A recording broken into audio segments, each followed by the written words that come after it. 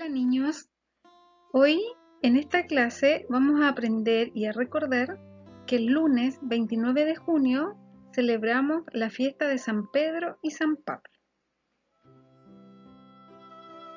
¿Por qué se celebra el 29 de junio San Pedro y San Pablo?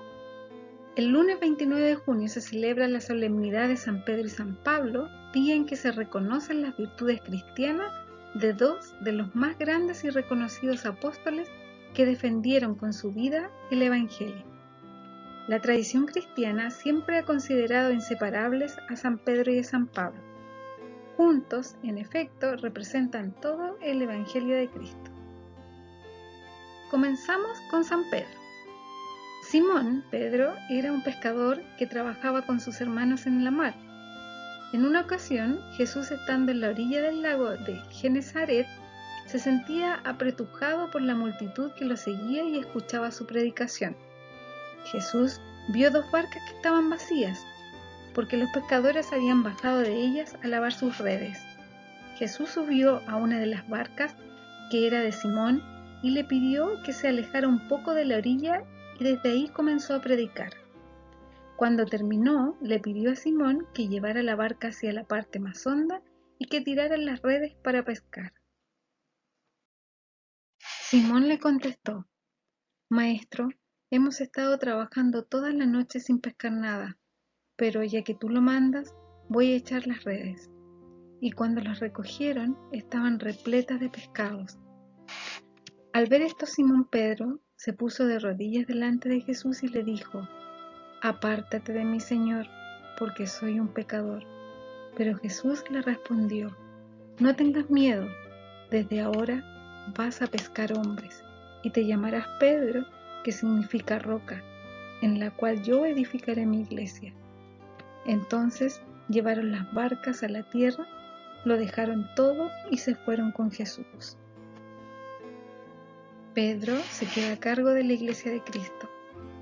Luego de la resurrección y ascensión de Cristo, Pedro asumió con humildad ser cabeza de la iglesia, dirigió a los apóstoles y se encargó de que los discípulos mantuvieran viva la verdadera fe. Pedro pasó sus últimos años en Roma liderando a la iglesia durante la persecución, hasta su martirio en el año 64. Fue crucificado cabeza abajo a petición propia, por no considerarse digno de morir como su Señor. Fue enterrado en la colina del Vaticano y la Basílica de San Pedro, y está construida sobre su tumba. Ahora vamos a conocer un poquito de la vida de San Pablo. Pablo, en un principio llamado Saulo, no dejaba de amenazar de muerte a los creyentes en el Señor. Por eso se presentó ante el sumo sacerdote y le pidió cartas de autorización para ir a las sinagogas de Damasco a buscar a los cristianos y llevarlos presos a Jerusalén. Cuando se encontraba cerca de Damasco, una luz que venía del cielo brilló de repente a su alrededor y lo derribó del caballo. Saulo cayó al suelo y oyó una voz que le decía: Saulo, Saulo, ¿por qué me persigues?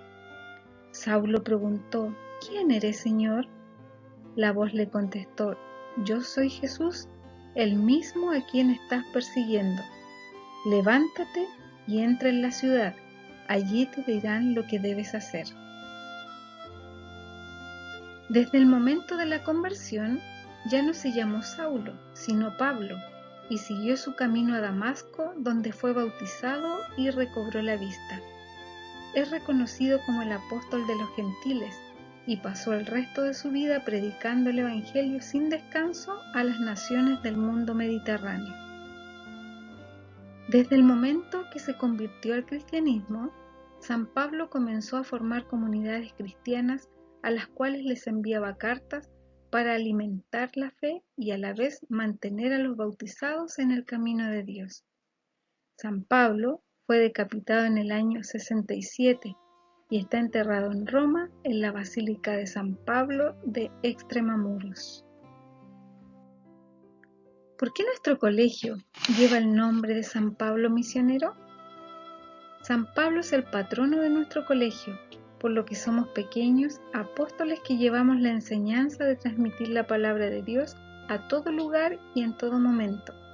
Somos misioneros al igual que Él. ¿Recuerdan cómo celebramos este día en el colegio? Sí, lo celebramos con una gran chocolatada calientita que nos invita a compartir el gran amor que Dios tuvo con San Pablo y tiene con todos nosotros. Niños, que Dios los bendiga.